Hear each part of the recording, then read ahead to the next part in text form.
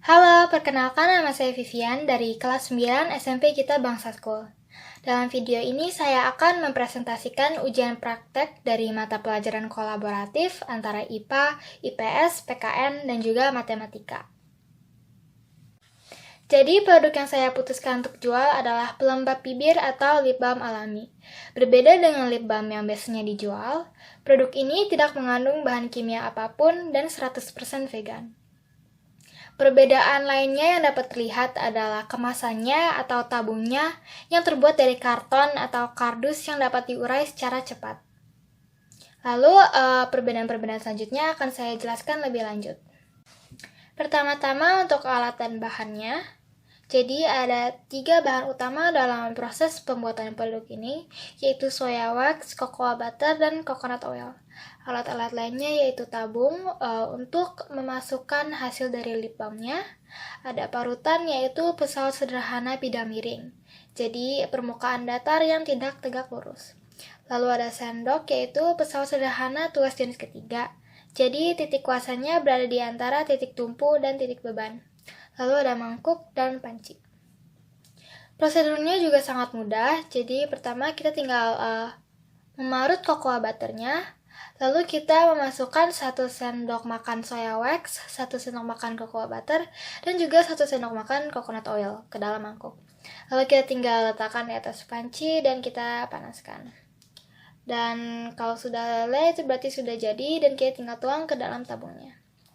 Jadi 1 sendok makan setiap 3 bahan tersebut dapat menghasilkan kira-kira 3 tabung lip balm.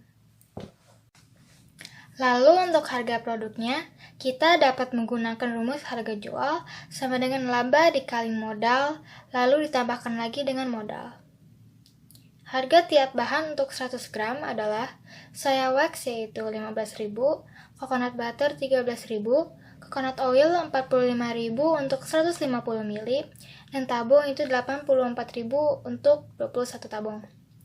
Di situ saya tulis 21 tabung karena kan 1 sendok makan dapat menghasilkan 3 tabung lip balm. Dan 100 gram ini sama aja dengan 7 sendok makan.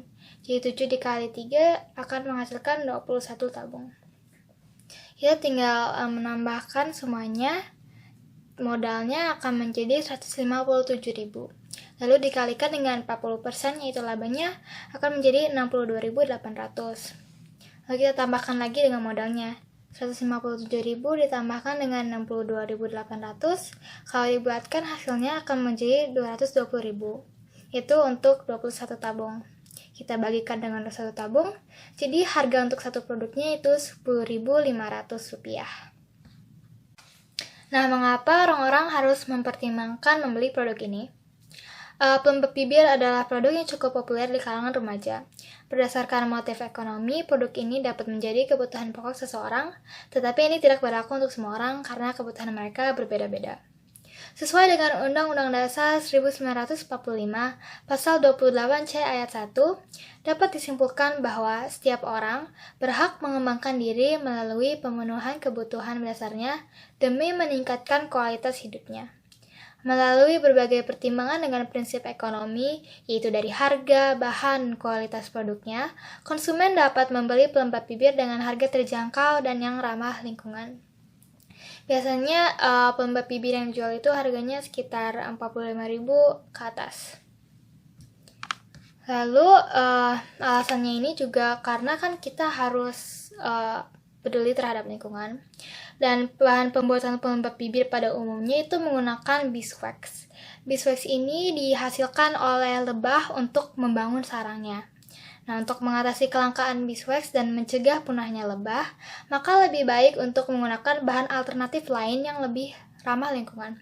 Contohnya seperti yang kita gunakan yaitu soya wax atau juga yang namanya candela wax.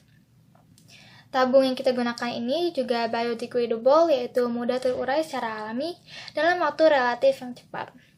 Lalu bahannya juga tidak terdapat bahan kimia dan 100% vegan dan baik untuk tubuh kita sendiri. Jadi ini adalah akhir dari materi saya. Refleksi untuk diri sendiri adalah jika kita mengetahui caranya untuk membuat suatu produk dengan bahan alternatif yang lebih ramah lingkungan, maka lakukanlah hal tersebut karena itu baik untuk diri kita sendiri dan baik untuk orang lain di sekitar kita.